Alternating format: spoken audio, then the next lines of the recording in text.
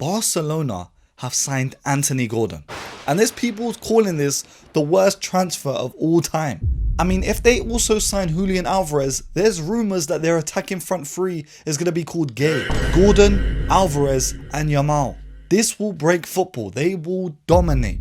But I think the Gordon allegations have gone way too far, because this is not the worst transfer that I've ever seen or you've ever seen. Anthony Gordon, if I'm being honest, is a good winger in football. You know, someone that is going to chase, 3 Premier League goals last season.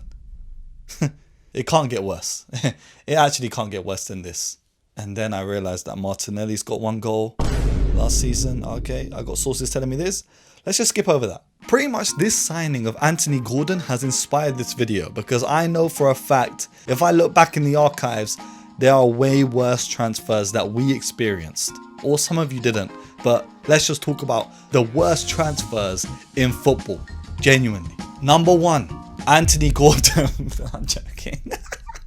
Now, but on a real one though, I think there was no need for Barcelona to bring in Anthony Gordon. That's just my opinion. I know there's a bunch of opinions out there already, but I don't think there was any necessity to bringing in someone like Anthony Gordon, because they already had Rashford off the bench as a left winger who is also the backup to Rafinha when Rafinha is fit. So Anthony Gordon comes in, to be a backup for 60 odd million or 70 million pounds. This is crazy. I don't understand where he fits in this system, but if they are spending 70 million pounds on backup left wingers, then the league is in trouble next season. La Liga, they already won this season, they won it the last season, and they are just confirming that next season it's going to be the same story. It doesn't matter if they bring Jose Mourinho, an entire new system of players. Barcelona are already on this. I think they're going to be taking the Champions League very seriously, and that's why they are getting depth in numbers. But they need defenders. They also need maybe a midfielder. I don't understand. Maybe shore up the centre backs, and also you need a striker. Prioritize that Alvarez signing, because he will be elite. Now, an actual signing in football that was probably one of the worst and has been one of the worst is Alejandro Garnacho moving from Manchester United to Chelsea for £40 million. Now, if I'm being completely real, like hand on heart, I did see potential from Garnacho during his time at Manchester United. Because aside from the Everton bicycle kick, there were other moments throughout his career at Manchester United where he did step up. He was a minutes man, putting in that work on that left hand side, and was bringing energy to a Manchester United side that weren't really valuing his ability. However, that does not mean that it was warranted a £40 million move to Chelsea, because by the time this move even happened, he was washed. And being washed at 20 is different level, because at 20 years old, you've got life ahead of you. But then he signed to Chelsea in a death row contract, meaning this guy's going to be at that club for years.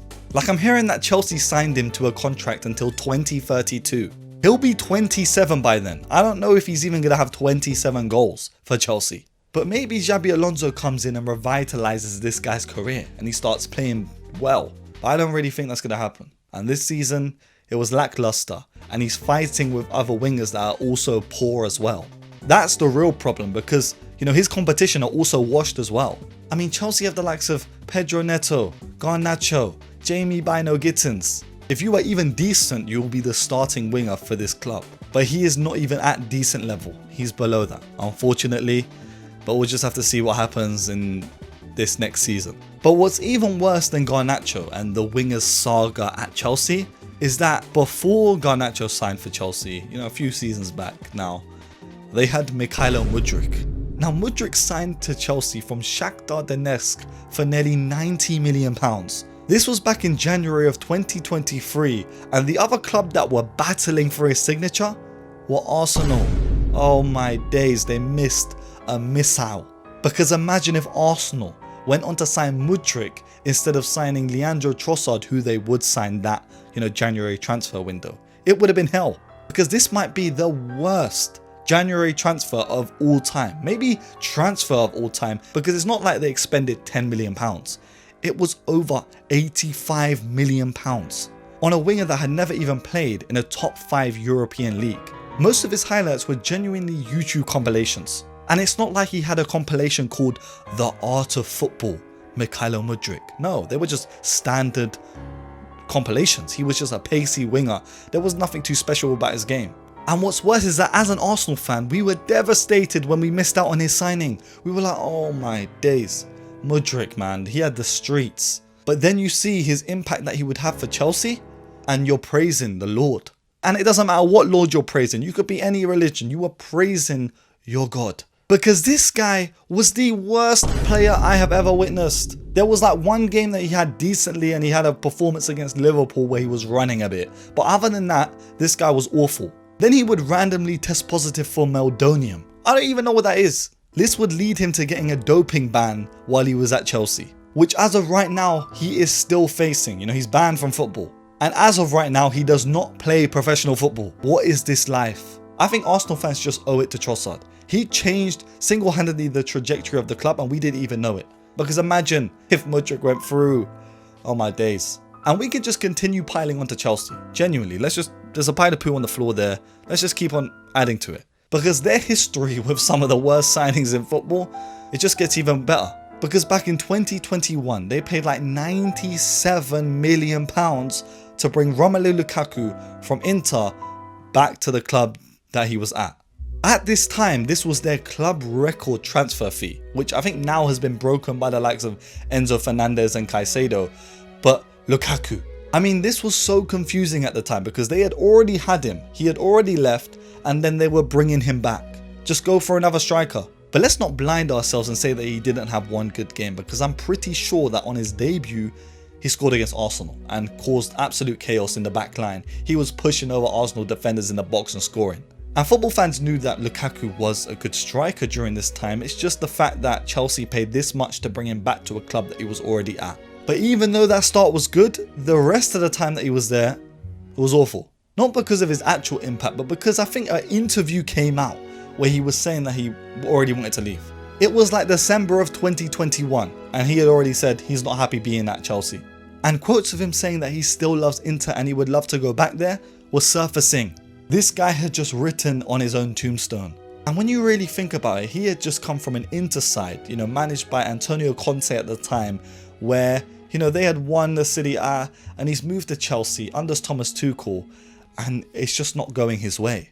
This was another waste of money by Chelsea, and, you know, that theme is just throughout their recent club history.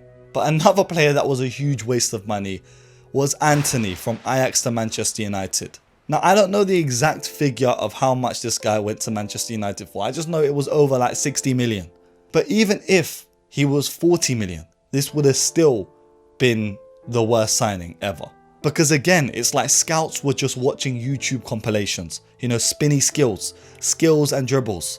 That's it. No actual gameplay, because Antony came in with a reputation of him being this flary Brazilian winger that used to ball out at Ajax. He would take it down the byline, drive at defenders and just go in and out scoring goals. But at Manchester United, this guy could hardly even move. He had been an excellent player at Ajax, and Erik ten Hag, who was the manager at Manchester United at this time, already knew him. So you're thinking, okay, Ten Hag is bringing back the Avengers. Avengers assemble. Let me bring back all my guys, and we're going to take forward Manchester United and make a super team. But what they got was 5 goals across 2.5 seasons, 12 goals in 96 appearances, more possession lost than games even played. And then there was that spin move that just everyone knows Antony for. He's associated with the spinny move. This spinny move, by the way, is not even hard to do. This is one of the easiest things to do. Like me, I'm like below amateur level, maybe even just the worst level of footballer ever. I can do this. I can do the spinny move. I'm not even going to show footage of me doing it. It's easy. If you want me to actually do this in my next video, give me 5k likes. 5k likes. 10k likes. I'll do this. 5k is not even worth it. Genuinely. But I will do this for 5 minutes without stopping. Easy. That's how bad. This skill is not good. There is no reason for anyone to do this skill in game, by the way. There is no reason. Like, unless you're just bored. So instead of tactically thinking what his next move would be and passing and going, this guy was hogging up that right hand side and doing spin moves, losing possession and just being an awful player. And from one player that liked to spam one move to another, we have to talk about Nicolas Pepe to Arsenal. He joined Arsenal back in 2019 for like £72 million, at the time being the record for the highest transfer that the club had ever made. And Pepe was coming in from Lille in Ligue 1 with a high reputation. But what just annoyed me about this transfer is not the fact that Pepe came into the club. It was the fact that the manager outwardly spoke about how he didn't want Nicolas Pepe. Because the entire summer, Unai Emery was talking about how he wanted Wilfred Zaha. And if I'm being honest, Wilfred Zaha would have been a great signing for Arsenal during this point too. But you can't just say that after making a £72 million signing for a guy that plays the same position. Pepe had been brilliant for Lille in the previous season, getting 22 goals and 11 assists. But like always, this signing had its skeptics, with people thinking that this one-off season wasn't going to replicate itself into Premier League form. He was direct and capable of dangerous 1v1 scenarios that could take out a defence. And there would be moments throughout his Arsenal career where he would shine. I think in one game he scored like 2 free kicks in a Europa League game. He would also have a great game against Liverpool where he was like the first player to dribble past Van Dijk in that season back in 2019. And I do think he gets a lot of stick as a transfer flop or one of the worst transfers in history, even though it's kind of unwarranted if you actually watched Nicolas Pepe during this time, because he was battling critics. He's someone that popped up with goals when Arsenal needed him, like big goals against Manchester United I'm pretty sure too. And he was actually one of my favourite players when watching Arsenal during this downward period in, our recent history. My only real annoyance with him is that he used to do way too many fake shots.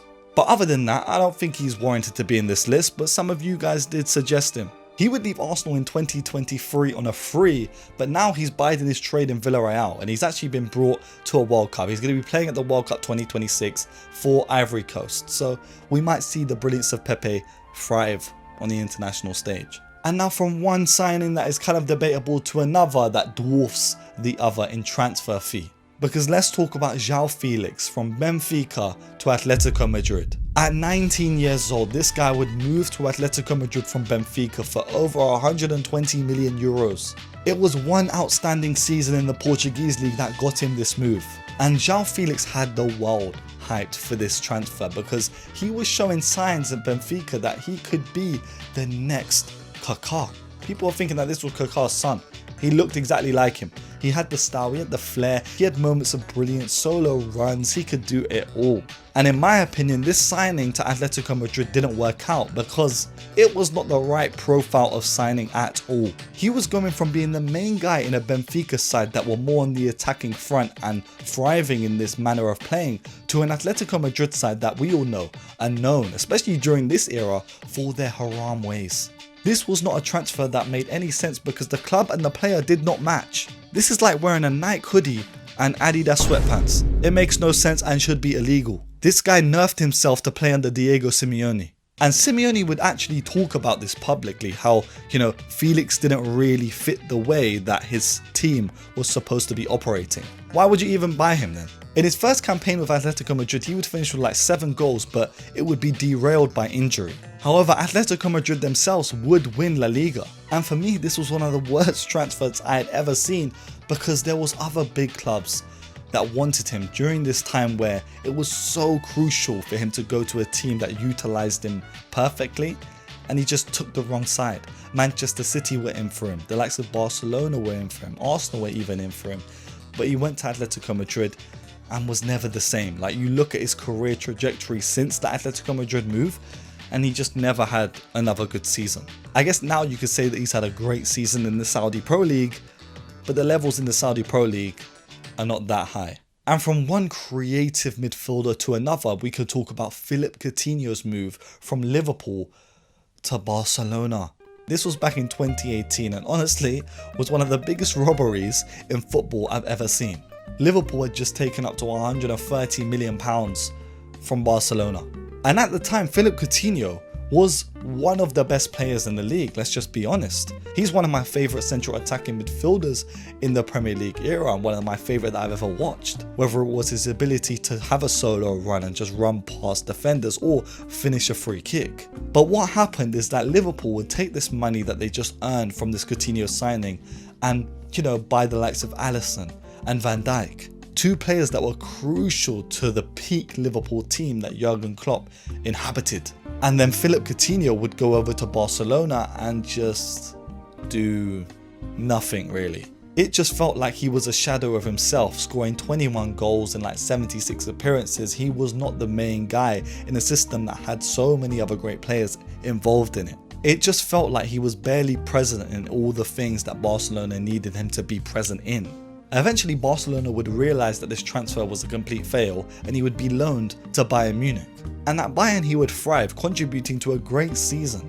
But this would not matter, you know, even when he was loaned at Bayern Munich and he scored against Barcelona whilst being on loan, it did not matter because Bayern Munich would not continue the loan. They would not purchase him and then he would get loaned out, or I think he would move to Aston Villa. Like, how could Barcelona spend over 100 million on a player and then he would be sold for like 17 million to Aston Villa? It's just insane, and I think right now he's playing in the Brazilian league. And another player that I see as so similar to Coutinho in his massive move and just let's go be there up there with the superstars at Barcelona, another signing that was very similar is Eden Hazard, moving from Chelsea to Real Madrid. He would move to Real Madrid in the summer of 2019, bowing out at Chelsea after just helping them win a Europa League. And let me tell you something about Eden Hazard. He was Chelsea, you know, if you thought of Chelsea, he was their best player and he was at times the best Premier League player. Like in his final act for Chelsea against Arsenal in that Europa League final, he would put up an immense display, scoring twice in a 4-1 win and contributing to an amazing individual season, one that he's not really known for having because he's more of an eye test player, not someone that gets you the goals or the assists. He's someone that just drags the team forward. And Real Madrid thought they were getting this, you know, I even thought that he was going to replicate some of his brilliance for Los Blancos. But what they would get instead? Eden Burger Hazard. Yeah, they would get this guy when he was absolutely finished. They would get him when he was munching burgers for breakfast, lunch and dinner. And also they would get him injury prone. Like, I don't even want to list some of the injuries that he got. He just was injured all the time. This was by far one of the worst purchases that I've seen Real Madrid ever make. And this was a player that was dominating the Prem. He was walking into like peak years of a lot of our other players that we've seen. You know, Mo Salah at the same age that Eden Hazard moved to Real Madrid. Think about what he was doing. In 4 seasons, he would muster up 76 appearances and 7 goals. Disgraceful. And on top of that, he wouldn't go elsewhere and try and, you know, work around this. He would just retire. Retiring in 2023 at age 32. And this is why his legacy is so tarnished. Like, you cannot compare this guy to some of the best real wingers in football. Mainly because how it ended. Like, while other players were in the Premier League, this guy is playing charity matches with YouTubers. And in my opinion, it's just one of the saddest bad transfers in football. And there's others we can mention too, like Balotelli moving from AC Milan to Liverpool. Like, let's be honest. This signing just sounds weird, but the fact that you have the context of him being the replacement for Luis Suarez when he came in, someone needs to just nuke the entirety of the people that were involved in this transfer for Liverpool. They brought in Mario Balotelli and Luis Suarez went to Barcelona.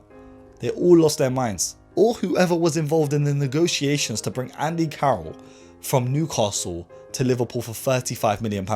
This signing happened back in 2011 and it was a part of a 2-man striker signing that involved Luis Suarez to Liverpool. Carroll was the guy that was in the newspapers. You know, everyone was talking about Andy Carroll. Oh my days. Liverpool just signed Andy Carroll, the big man. Luis Suarez is standing right next to him with his teeth out, ready to bite someone. And he would go on to have a generational career at Liverpool and stint and peak. And Andy Carroll, I don't know what he was doing. Right now, he's doing collaborations with KSI. Yeah, he's playing for free. Like, he's playing. I don't even know what's going on with Andy Carroll. But this was not the signing. And then we can go back to Chelsea, who brought in Fernando Torres from Liverpool. And even though that was probably a great signing, you know, at the time this was immense. This was the best Liverpool striker going to Chelsea. And then he got a haircut, lost all of his powers. You know, this guy went from being one of the best strikers and now he's just lost the plot at Chelsea. He's missing open goals. He did have a big moment. He had a good campaign here and there, you know, scored big Champions League goals for Chelsea, but it was never the same Fernando Torres. But please tell me in the comments below, what are some of the worst transfers in football history? Like, genuinely, just be honest. I just wanted to pick some of my favorite ones that I actually lived through. There's others, there's so many. So will this Anthony Gordon signing go down as one of the worst? Or will it be something that everyone needs to apologise for and Gay will become the greatest front three in modern football history? I'm ready for it. I'm ready for Gay to become the greatest front three. We've had MSN, we've had CBBS or whatever it's called, and we've got Gay now. So of course, this has been Jib Rules, back with another video. Make sure you leave a like, comment, subscribe if you're new to the channel. And of course, stay safe, stay blessed, and peace.